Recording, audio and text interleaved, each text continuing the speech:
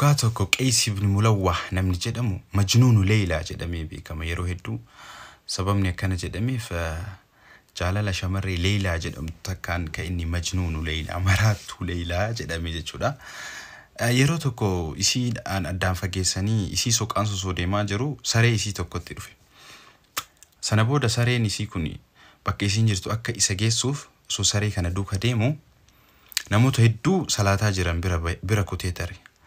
Sana booda achi gahee innis deebu ummanni salaataa jiru suniin maaliif sila reef nu bita baatee tartee maaliif nu wajjin hin salaatiin jennaan sila salaataa turtanii jedheen. Eetii jennaaniin rabbitti kakadhee isin hin agarree jedheen. Ammas rabbitti kakadhee osoo akka Leilaa jaaladhutti isinis rabbiin jaalattanii silaanan argitaniyyuu jedheeni jedhama. Akka dhaamsa irraa argata. Ajaa'iba!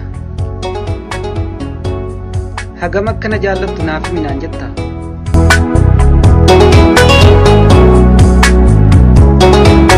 Hagam akkan si jaalladhu siif himuu kootiin dura mee yeroo tokko ol jirii urjii samaayii kana keessaa lakkaa'u.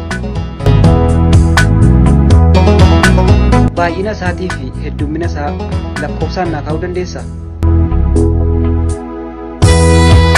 Hin dandeessu.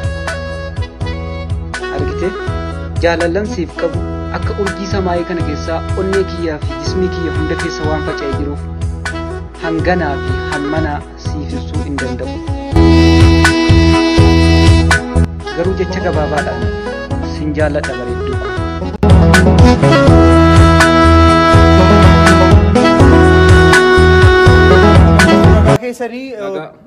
Nagaa galata isiniin miti daawwattootaan hin jedhe.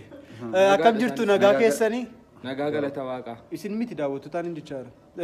Kan ana cinatti argamu inni kun Amaanu'eel Taaffasee Guutamaa jedhama. Inni sun immoo nagaa gaafachuu obsinu. Inni sun immoo Eebbaa Dirribaa Turaan jedhama. Turaa jedhaman immoo maaliifan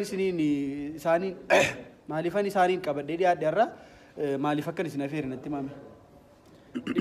Ibsa bal'aa fi ibsa beekumsaan guutame akka nuti saba kanaaf laannoo fituu viidiyoo kana nutti qabde. Ani waan nu badde hubadheera. Baay'ee galatoom. Furtuun gara hiriyyummaa keessatti jaalala relationship jaalalaa keessatti wanti guddaan dhiirri gochuu qabu maali jettanii yaaddu? Kun baay'ee gaaffii gaariidha. Gaaffii haala yerootis. Durbaaf dhiirri jireenya hiriyyummaa shamarranii keessatti isa jalqabaa kan inni gochuu qabu maalidha? Hiriyyummaa dhaabuu qaba. Yes. Hiriyyummaan dhaabachuu qaba. Walumaan galasaa. Of course. Furmaata Of course. sadummaas. Shallale jechuudha. Tole atoo eebbaan maal jettame akkamittiin durbi tokko moo maal gochuu qabdi isa jedhu irratti mee yaada obbolootaaf? Jaalallee isheef jaalallee kan kooti jettee ofitti qabatteef kan kooti jireenya koof na baasa kan jettee ofitti qabatteef bilbila irraa kaasuu dhiisu akka inni ishee yaadee dhiphatutti teekstiidhaan anaafate har'a waliin taanu jireenyi keenya kana booda gargar ba'eera. Akka obboleessa koottan si ilaala. Akka obboleessa koottan si ilaala jedhanii barreessuufiidhaan akka inni jaalala keessa hillim jedheenitu gochuu waan jedhu ni gorsuu barbaada ofii keenya irratti hundaa'uudhaan. Kan isaa waan gaarii tokko fide. Yaada gaarii fide. Ijoolleen shamarranii wanti isin sirriitti baruu qabdanii gaafa dhiirri bilbiluu daftanii kaasna. Inni tokkoffaan kana daftanii kaasnaa gaafa jennu siyaasa diimiti. Guyyaa tokko caaluma laala. Lammaffaa laala. Inni surra deebi'ee bilbila. Sababiin isaa hojii qabu dhiirri siyaasa. Hojii qabu dhiirri siyaasa. Maal hojjeta taa'ee yeroonni ollaanii barreessu hin deebisina. Bareedduu koo maaliif na cufte? Sagalee kee yaadee jedhamti? No. Irraan kaasite. In soba.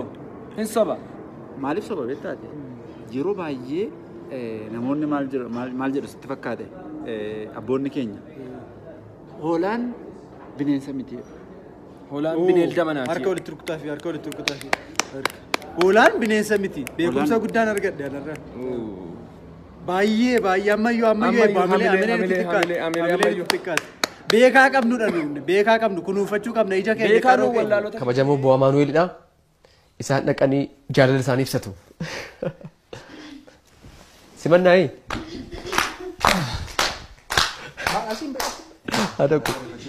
Ada kunta. Gaa. Amma warra muuxannoo qabu dura natti agarsiisanii wayya ture. Jechuun na kuffisumaan malee carraan kun kan ta'e. Deeqaa tokko qabda. Deeqaa tokko qabda. Egaa akkatti nan qaanessi namtiin qaba.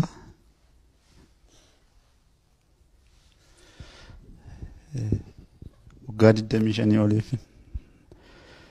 Gara waggaa 20 meeqaa waan baay'ee haasaa turre.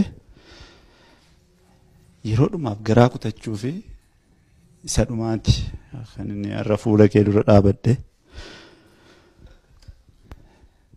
Yeroo kanaan booddee inni dhaabbadhu fuula kee dura murtii tokko qofa sirraa eegaa sammuu akkati nan qaanessine fuula namoota kanaa duratti akkati nan salphifne abdii guddaan qaba. Jaallachuun baay'ee waan hamaadha. Rabbi irraa si haa eegu.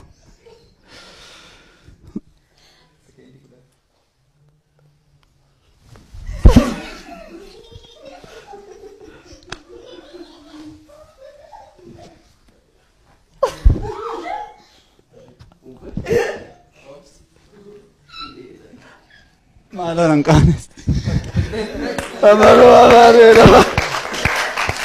Embek. An embek kolera. Ada rana bisa. Mau amte tembe na.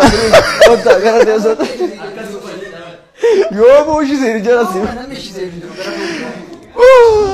Isa amman fete tu yuba bagu man fete. Oh mau tulis ini jadi. Mal dia kan impurina fubeka. Daawwattoonni keenya akka ittiin bohaartan abdii qabna. Egaa amma immoo namni lammaffaa dhaqee ofaa ilaalu qaba. Misiree namni lammaffaa eenyudha? Miikidha. Miikiin immoo dhaqee carraasaa.